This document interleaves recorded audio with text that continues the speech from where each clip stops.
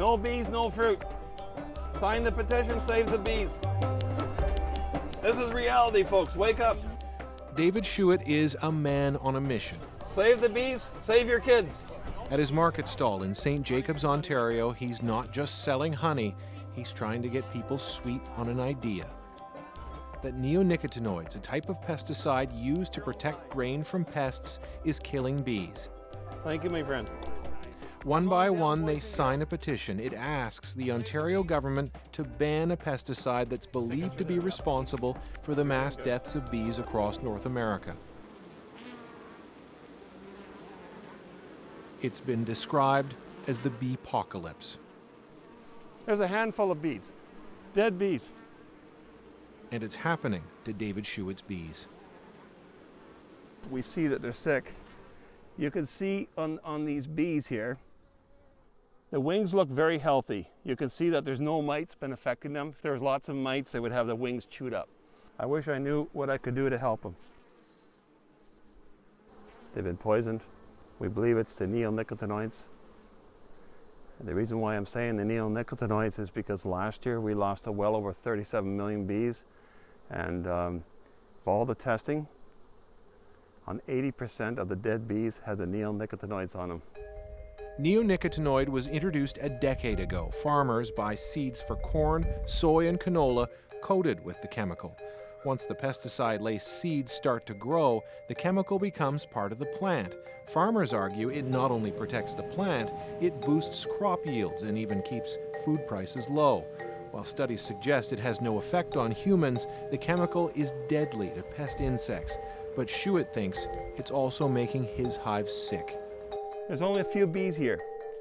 This should be like an air traffic, just in and out, in and out, in and out. The losses are bad.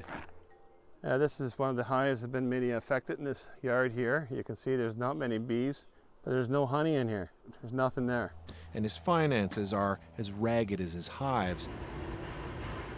Schuett sold his family's organic farm to keep his honey business alive. Now he, his wife Erica, and their 7 children live above this honey processing facility.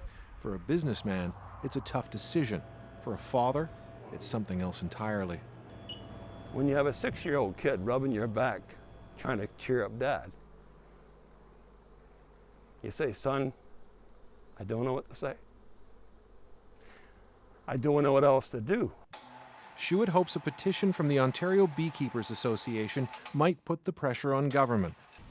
Right now, there are few restrictions on how farmers use neonicotinoids in Canada or the US. In Europe, a temporary ban takes effect this winter, so researchers can further study the pesticide. Environmentalists call that a victory. The independent tests have, over the years, started to show that there's enough cause for concern that bees and other pollinating insects are potentially affected by the universal use of these chemicals and the intensive use of these chemicals on all manner of crops. Here in Canada, the government is moving more slowly. In Ontario, the Premier has appointed an expert panel to study the problem. In the meantime, the Canadian government is allowing its continued use. It wants more research on the chemical, even though some studies suggest neonicotinoids are doing more harm than good. They died in the spring, and now they're dying again from the pollen. And this continues. I see a year, maybe 2 years, I don't know. Bees have been described as the glue that holds our agricultural system together, and few can imagine what would happen if that glue disappeared. But some are starting to get an idea. It's kind of sad, to be honest. Meet 15-year-old Ruth Orlotzi Goodison. She and her mother had to take pollination into their own hands this year. It takes a long time because each one of the apples on this tree came from a flower on this tree. Using a paintbrush, she and her mother hand-pollinated 50 fruit trees on this hobby farm just outside of Cambridge, Ontario, because the wild bees that normally do the job didn't show up this year. They just aren't around. They aren't flying, they aren't buzzing, you aren't seeing them in flowers. She says something that's always been there is easy to take for granted until it's gone. It's really creepy. It's like, it's not an absence you notice unless you're looking for it. David Schuett shares that feeling, not from seeing, but from hearing a world without bees. It'll be a sound of hollowness. It'll be a sound of emptiness. Every hive is a factory. Without that sound, it's a very lonely world. Colin Butler, CBC News, Elmwood, Ontario.